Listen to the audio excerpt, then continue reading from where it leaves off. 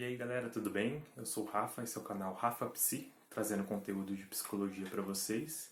E hoje eu vou falar um pouquinho sobre observação no campo de estágio. O que você deve observar, como você deve documentar a observação, algumas dicas de vivência de estágio e de uma dica de um livro também, que é Ensinando a Observação, uma introdução. Depois eu vou deixar a referência tudo certinho. E vocês acompanhem aí, sigam o canal, deixem seu like e façam perguntas, ok? Fica comigo.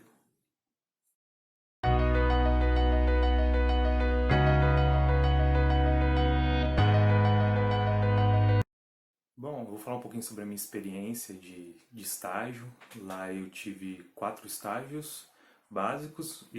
O primeiro estágio geralmente é para ensinar a fazer a observação, que é um pouco sobre esse vídeo que eu vou falar o que você deve observar e um pouquinho sobre a documentação, sobre como registrar a observação.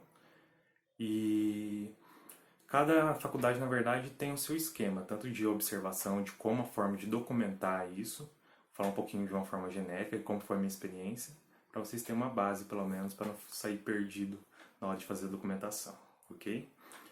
Então, primeiramente, é muito importante você descrever o ambiente físico, tanto o ambiente físico quanto social, né? O que está acontecendo em volta, né? A observação começa você descrevendo o local, o que está acontecendo em volta. Depois você vai para a pessoa, descreve a pessoa que você está observando ou a circunstância. E depois os comportamentos. Lá a gente utilizava uma técnica que é a técnica do registro contínuo, que é uma técnica que visa você observar e descrever de forma escrita na sequência em que os fatos foram ocorrendo. Então, geralmente é uma linha por ação que acontece. Por exemplo, a pessoa levantou, sempre é também no verbo presente, você nunca remete como se fosse uma observação no passado, é sempre no presente.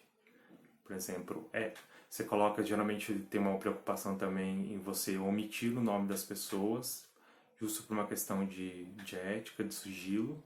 Então, geralmente você coloca a legenda para os nomes das pessoas. Isso você tem que depois colocar ela num diagrama depois, de abreviações. Em vez, por exemplo, uma pessoa chama Paulo, você coloca uma abreviação, por exemplo, P. Ou você coloca como um número. Depois você coloca uma legenda sobre a abreviação numa área específica da documentação. Mas é importante você omitir o nome da pessoa por uma questão de sigilo e de ética.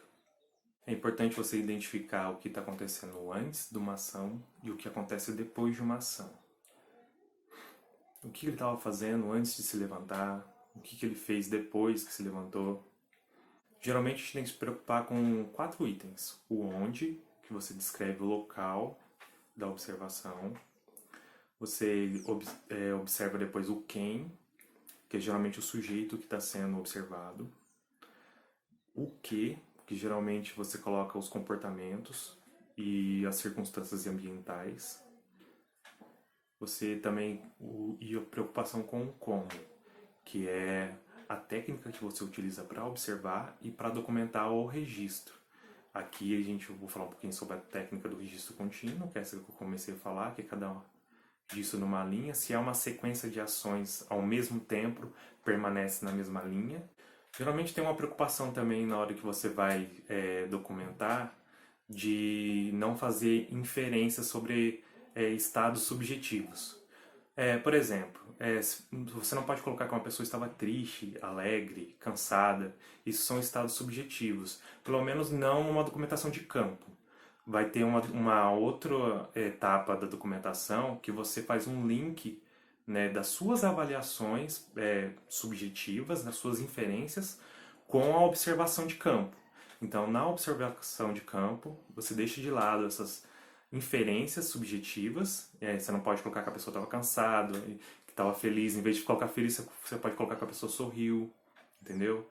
Ou que a pessoa chorou. Não, você não coloca que ela estava triste, você coloca que ela chorou. E depois você faz inferências, que geralmente é o trabalho da psicologia, né? Fazer inferências sobre estados de comportamentos ou estados psicológicos e emocionais. Mas isso é num outro momento. No relatório de campo, você não faz essas inferências. Na hora que você for fazer um link com uma literatura e fazer os seus processamentos das informações, daí você junta tudo a informação. Mas no diário de campo, geralmente você coloca as coisas um pouco mais secas. Você coloca na ordem que aconteceu e de uma forma mais científica, sem essas questões de inferências. Também você não atribui intenções ao sujeito, que ele fez isso, fez aquilo por determinados motivos, que é a mesma coisa das inferências. E tem uma questão também de não atribuir uma finalidade à ação observada. Por exemplo, você não pode. Você viu que a pessoa abriu uma porta e estava ventando no momento, e você já associa uma coisa a outra. A pessoa fechou a porta, fecha, né? Tem que ser no presente. Por exemplo, P fecha a porta porque venta. Você fez uma atribuição de intenção.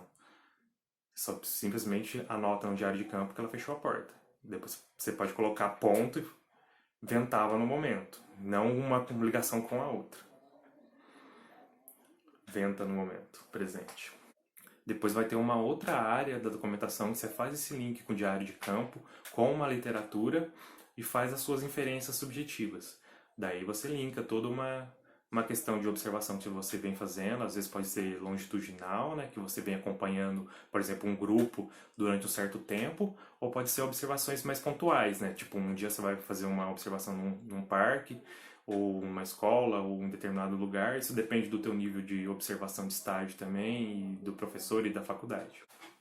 Uma outra coisa que é importante, principalmente se você estiver fazendo uma observação diagnóstica de faixas etárias separadas, né, é que você tenha um conhecimento um pouco de desenvolvimento humano, ou que você pesquise durante a observação. Se você souber o que é esperado em determinadas faixas etárias, fica um pouquinho mais fácil você saber o que você está procurando na observação. Se determinada faixa etária a pessoa é esperada que faça determinados comportamentos ou que tenha determinadas emoções, fica um pouco mais fácil de você ver se ela está dentro do que é esperado, dentro de uma normativa, né, de desenvolvimento, ou se ela está um pouquinho atrasada ou ela está adiantada. Isso é importante também na hora de fazer a documentação, para ver se ela está dentro de um prazo estipulado de desenvolvimento. Eu estava fazendo o primeiro estágio, que era o de ensinar a documentação e a observação em si. Nós recebemos uma indicação de um livro, eu vou até pegar minha colinha aqui, que é Ensinando a Observação, uma introdução, que é da Marilda Fernandes e da Maria Amélia Matos. É um livro muito bom que ensina o que você deve observar e como fazer uma documentação. É um livro bem antigo, na verdade, mas ele é bem assim, pontual nas coisas que precisam ser observadas. Agora eu vou falar um pouquinho de uma forma mais didática, através de um vídeo, através do PowerPoint, de como é um esquema, geralmente, que é esperado de uma documentação escrita, da parte de observação. E depois, no final do vídeo, se vocês quiserem deixar um comentário, o e-mail de vocês, eu posso disponibilizar uma estrutura um pouco mais pronta de como é uma documentação escrita de uma observação diagnóstica ou de intervenção. De um modelo como era da minha faculdade. Documentação escrita, tem o nome do observador, tem o objetivo da observação com a data e o horário, tem o diagrama da situação, relato do ambiente físico, uma descrição do sujeito observado, um relato do ambiente social, uma técnica de registro utilizada e o registro propriamente dito, e o sistema de sinais e abreviações. Então aqui tem um exemplo do modelo da minha faculdade, onde tem essas informações todas, ó. Tem o nome da disciplina, tem o curso, o docente, o nome do aluno, da instituição que você está fazendo a observação, o emblema da faculdade e mais a data da visita. Daí tem o objetivo e o relato da visita. Esse não é tão seco que nem o diário de campo, já pode fazer algumas inferências e mais um link com a literatura, que é o terceiro item que está na página seguinte, com as referências e tudo nas normas da ABNT. Então, não é somente essa documentação. Essa aqui era semanal, né? Você tinha que fazer tanto o objetivo de cada visita, quanto um relato, né, semanal, mais um link com a literatura, tudo isso para juntar material para ser feito depois do relatório final, que era no final do semestre. né, de cada estágio.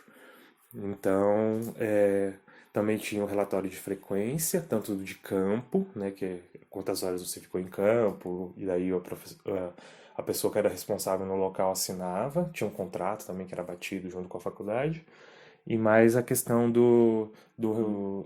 da frequência da supervisão, que uma vez por semana tinha um professor supervisor que era responsável por discutir as visitas que a gente fez nas observações e a documentação, e mais um link com a literatura que a gente tem que ir elaborando durante o semestre para fechar um relatório final de estágio. Então, esse aqui não é tão descritivo no relato da visita, porque não é uma primeira visita. É, o ambiente físico e social já foi relatado, a gente só relata as mudanças e as atividades que são feitas e as mudanças comportamentais. Então, se for pegasse um relato das primeiras visitas, seria mais descritivo do local, das pessoas e tudo mais.